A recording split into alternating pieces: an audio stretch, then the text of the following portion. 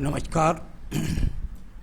आइए बात करते हैं। यहाँ पर एक 37-38 वर्षीय व्यक्ति हैं, उनकी हस्तरेखाओं को मैं यहाँ पर पढ़ने जा रहा हूँ। किस प्रकार की गतिविधियाँ यहाँ इनकी उंगलियों से दिखाई देती हैं, इन सबको मैं यहाँ पर क्रम से बताने वाला हूँ, और अंत में जो इनके सवालों के जवाब। सबसे पहले बात कर लेता हूँ मैं इनकी कनिष्ठा उंगली के बारे में। सूर्य की उंगली के प्रथम पर्व तक जब आपकी कनिष्ठा उंगली नहीं पहुंचती तो ऐसे व्यक्तियों के जीवन के अंदर उतार चढ़ाव अवश्य आते हैं। यानी पूरी प्रामाणिकता प्राप्त करने के लिए, पूरी ऊंचाई प्राप्त करने के लिए ऐसे व्यक्तियों को संघर्ष करना पड़ता है। यहाँ पर अगर मैं देखता हूँ आपके मानसिक पर्व को, तो मानसिक पर्व पूरी तरीके से मजबूत है। यानी कुल मिलाकर प्रथम पर्व देखता हूँ मानसिक, तो वो यहाँ पर पूरी तरीके से मजबूत है। किसी भी प्रकार से मुझे ऐसा नहीं लगता कि व्यक्ति अपने मेहनत से, अपने कर्म से पीछे रह जाए। अपने आंदोलन या अपने काम को बढ़ाने के लिए प्रयासरत व्यक्ति का मानसिक बल पूरी तरीके से मजबूत है। सेकंड पर्व से देखा जाता है व्यक्ति की नियति या लोगों के साथ संबंध या क्रोध की स्थितियां या लड़ने झगड़ने की प्रवृत्ति, ये यहाँ पर कुछ भी दिखाई नहीं देती। तीसरे पर्व पर तो कोई धन के स्रोत कोई बहुत ज़्यादा मजबूत नहीं दिखाई देते, परंतु फिर भी व्यक्ति के पास धन के आगमन बने रहते हैं छोटे मोटे रूप से। कुल मिलाकर बहुत ज़्यादा धन की मजबूत यहाँ पर स्थिति नहीं है। अब बात करता हूँ मैं सूर्य की उंगली के प्रथम पर्व के बारे में। यहाँ से एक्सीडेंट का, अग्निकांड का, आंखों के रोगों का, साथ ही साथ आपके जीवन में बीपी के रोग के बारे में जाना जाता है। अभी यहाँ पर इस प्रकार का कोई भी संकेत आपके हाथ की उंगलियों से दिखाई नहीं देता। सेकंड पर्वत कुल मिलाकर राज्य सरकार से सम्मान प्राप्ति करने के लिए होता है। यहाँ से किसी प्रकार का ना तो राज्य सरकार से सहयोग है और ना ही राज्य सरकार का किसी प्रकार से आपके ऊपर आरोप है, यानी सामान्य रूप से शून्य है। आइए बात करता हूँ आपके तीसरे पर्व के बारे में। ये पर्व कहलाता है पिता से मिलने वाली संपत्ति के लिए, पिता से मिलने वाले सहयोग के लिए। वो यहाँ पर कोई बहुत मजबूती के साथ रेखाएं नहीं खड़ी हैं। अब बात करते हैं आपके शनि की उंगली के प्रथम पर्व के बारे में। शनि की उंगली का प्रथम पर्व आपके जीवन के अंदर बताएगा किस प्रकार के आपके जीवन के स्थायी रोग तो नहीं है। कोई स्थायी रोग का संकेत यहाँ आपकी उंगली के अंदर दिखाई नहीं देता। सेकंड पर्वत की यदि मैं बात करता हूँ तो ये कर्ज का पर्वत होता है। यहाँ पर अगर माइनस रेखाएं लग जाए तो व्यक्ति पर बहुत ज़्यादा कर्ज हो जाता है, या व्यक्ति अपना धन किसी को दे दे तब व्यक्ति के धन के स्रोत पर उसके धन कोई लेकर बैठ जाता है। यहाँ पर इस प्रकार का भी चिन्ह नहीं है, ना ही कोई विशेष प्रकार का कर्ज और ना ही यहाँ पर कोई विशेष प्रकार से तेजी से धन आने के आगमन। यानी ये इसको सामान्य ही कहूँगा, शून्य ही कहूँगा, कोई ज़्यादा विशेष रूप से धन की प्राप्ति के योग भी नहीं है। तीसरा पर्व भी व्यक्ति अपने परिवार का बस भरण पोषण कर देता है, लेकिन कुल मिलाकर जैसा चाहता है वैसा नहीं कर पाता। अब बात करते हैं आपके बृहस्पति के पर्व के बारे में। बृहस्पति का प्रथम पर्व, यहाँ पर कुल मिलाकर कोलेस्ट्रॉल नहीं, शुगर नहीं, लीवर के रोग नहीं, किडनी के रोग नहीं, कुल मिलाकर खान पान भी ठीक है, आपका तंदुरुस्ती भी ठीक है, पेट खराब भी नहीं। सेकंड पर्वत पर यदि देखते हैं तो ये पत्नी के सहयोग के लिए जाना जाता है। यहाँ पर किसी प्रकार की राहु रेखा का प्रभाव नहीं, यानी व्यक्ति के जीवन के अंदर पत्नी का सहयोग भी सही प्रकार से है। तीसरा पर्व संतान का है, ये भी आपके पास में संपूर्णता से दिखाई देती है। अब बात करते हैं हम आपके बुध पर्व के बारे में। मैंने हजारों एपिसोड्स के अंदर कहा, हजारों लाखों हाथों को देखा और ये पाया कि भाई बुध पर्वत पर रेखाएं खड़ी होना अनिवार्य होता है। जब तक आपके बुध पर्वत पर रेखाएं खड़ी नहीं होंगी तब तक आपको स्थिर धन की उच्चता नहीं होगी। यानी ऐसा धन होगा नहीं तब तक कि आप, पेट तो सभी भर रहे हैं, कि आप लेकर के अपने पास कोई पैसा जोड़ सकें, जोड़ने के बाद किसी तरीके से उस पैसे से अपने जीवन की उच्चता की श्रेष्ठता को प्राप्त करें, ऐसा यहाँ पर कुछ भी दिखाई नहीं देता। सूर्य का पर्व है, यहाँ पर बहुत हल्की सी माइनर सी रेखा दिखाई देती हैं, तो ये अगर बहुत मजबूती के साथ होती तो व्यक्ति को राज्य सरकार से संबंधित उच्च कार्यों के द्वारा अच्छी खासी सफलता प्राप्त करती। अभी मैं कह सकता हूँ कि विशेष रूप से कोई पिता का बड़ा सहयोग नहीं, किसी प्रकार से कोई बड़ा समाज का सहयोग नहीं, किसी प्रकार से राज्य सरकार का कोई बड़ा योग नहीं। तो तीनों यहाँ पर कोई ज़्यादा अच्छे नहीं हैं। सूर्य का के बाद में अगर आपका मैं धन पर्व देखता हूँ तो धन पर्व भी यहाँ पर किसी भी प्रकार से ऊर्जित नहीं है। यहाँ पर अगर देखता हूँ तो बहुत अगर इंक लगाओगे तो हल्की सी टूटी सी बेल सी बन जाएगी, यवसा बन जाएगा, लेकिन कोई ऐसी रेखा नहीं बनती जिससे मैं आज की तारीख में कह सकूँ कि भाई आपका भाग्य ऊर्जित है। कुल मिलाकर आपका भाग्य यहाँ पर अभी कहीं भी आपका साथ नहीं दे रहा है। अब बात करते हैं इसके बाद आपके बृहस्पति पर्व के बारे में। बृहस्पति का पर्व पूरी तरीके से शून्य है।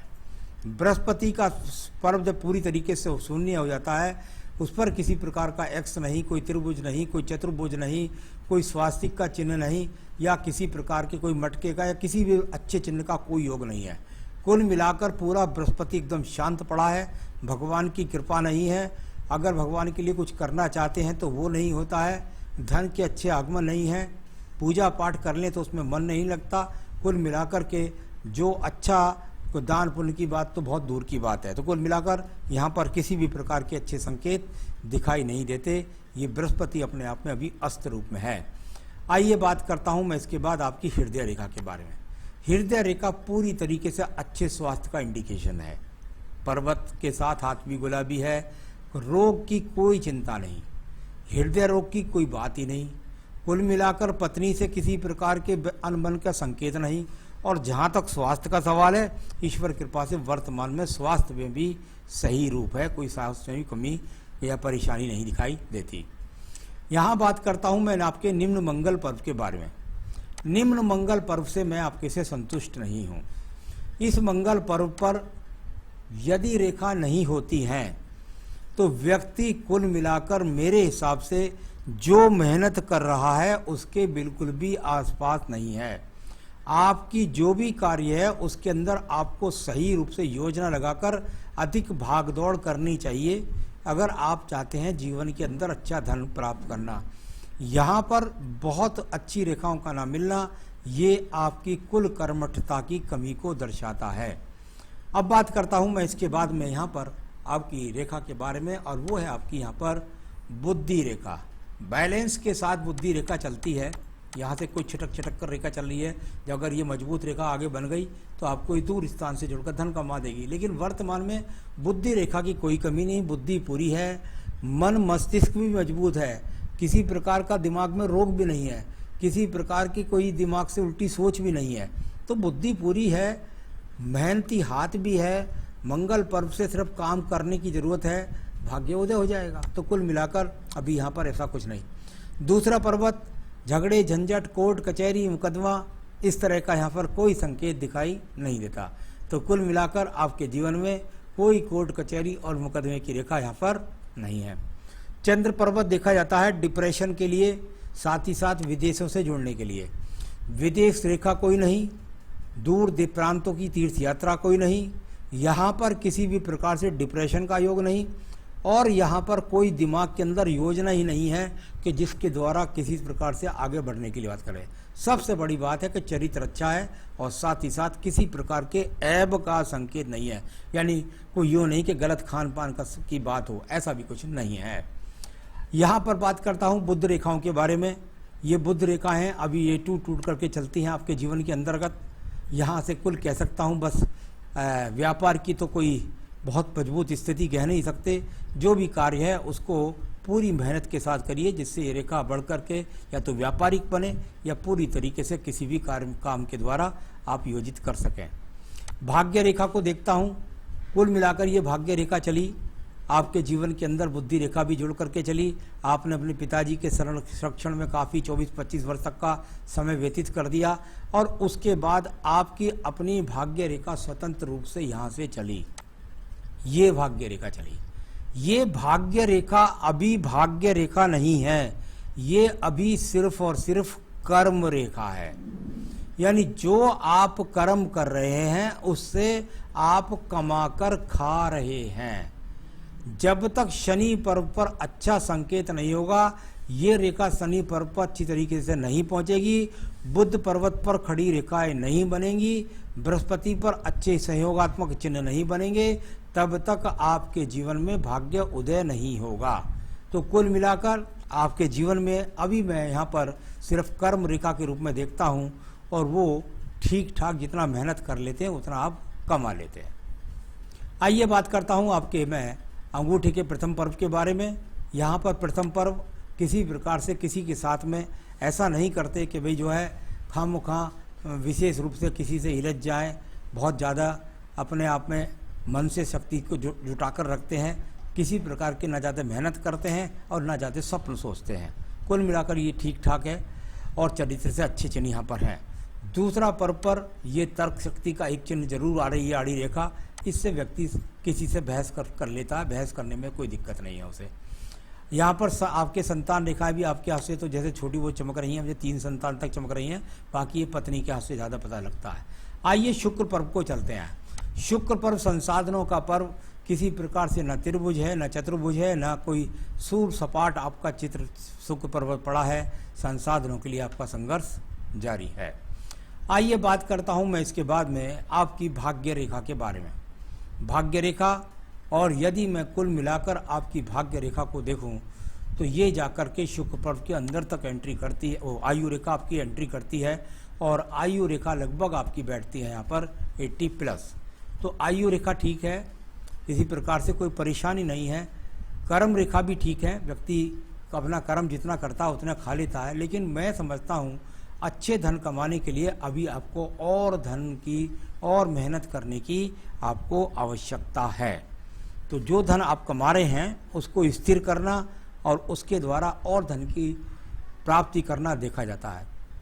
चलिए अब आपके बात करता हूँ मैं यहाँ पर पर्वत के बारे में, और वो है केतु पर्वत। अभी उससे किसी प्रकार के कोई लॉटरी के योग दिखाई नहीं देते, न राहु पर्वत से और ना ही केतु पर्वत के द्वारा। तो ये तो था, दिखा मैंने आपका सारा हाथ। अब मैं आपके सवाल पर चलता हूँ। सवाल है आपका, मकान कब बनेगा?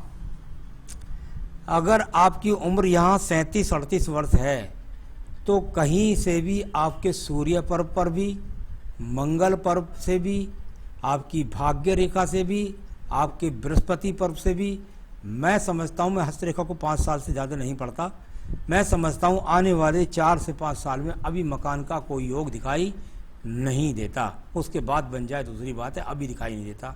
इससे पहले बना जाए व्यक्ति कोई कर्ज से तो बात दूसरी है, लेकिन यहाँ मकान दिखाई नहीं देता। तो आपके हाथ से कोई मकान दिखाई नहीं देता। धन संबंधी यानी अचानक धन प्राप्ति के योग हैं या नहीं? अचानक धन प्राप्ति के योग के लिए राहु पर्वत का इन्वॉल्वमेंट या केतु का इन्वॉल्वमेंट कहीं ना कहीं कुछ होना चाहिए। वो कहीं भी यहाँ पर अचानक धन के अभी यहाँ पर नहीं है, क्योंकि मेरी वाइफ को सपने में दिखाई देते हैं। हो सकता है उनकी इच्छा ज़्यादा रहती है, जैसा दिन में ज़्यादा गति चलती है दिमाग के अंदर, उतना ही व्यक्ति को रात को सपने दिखाई देते हैं। हमारा विज्ञान तो ये कहता है। तो कुल मिलाकर ज़्यादा धन के सपना देखना मेरे हिसाब से शुभ नहीं होता, अशुभ ही होता है। बहुत ज़्यादा धन की संपत्ति को देखना अच्छी बात नहीं। तो ये सपने उनको तीसरे दिखाई देते हैं, क्योंकि उनके मन की जो इच्छाएं हैं वो उनके अंदर हिलोरे मारती रहती हैं, जिसके कारण उनको ऐसे सपने दिखाई देते होंगे। देवी शक्तियों की कृपा कैसे रहेगी? कृपा कैसे रहेगी?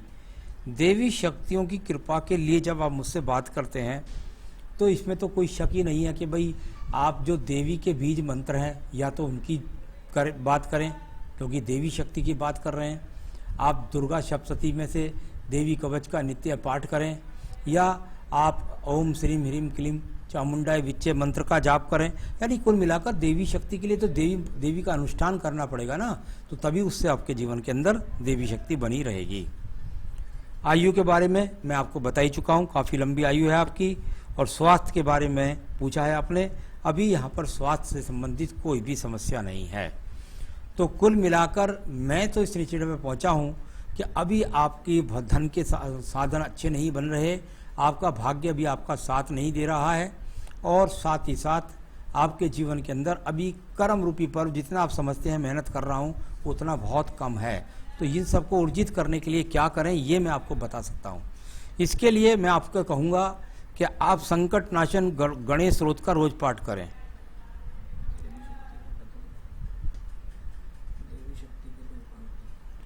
बाकी जो दूसरा आप जो है पूजा अगर करना चाहते हैं तो आप पूजा कर सकते हैं साथ में रुद्राष्टकम। और देवी शक्ति के लिए मैंने आपको बता ही दिया कि भाई आप देवी का कवच पढ़ सकते हैं, आप जो देवी के मंत्रों की आहुति के साथ में अनुष्ठान कर सकते हैं, आपके उनके जो मंत्र हैं सिद्ध उनके जाप कर सकते हैं, उनसे आपको देवी शक्ति मिलेगी। तो बस ये मैंने आपका सारा हाथ बताया है आपके बारे में, और आप सुखी रहें, जीवन में सफलता प्राप्त करते रहें, ये मेरी शुभकामनाएं हैं। नमस्कार।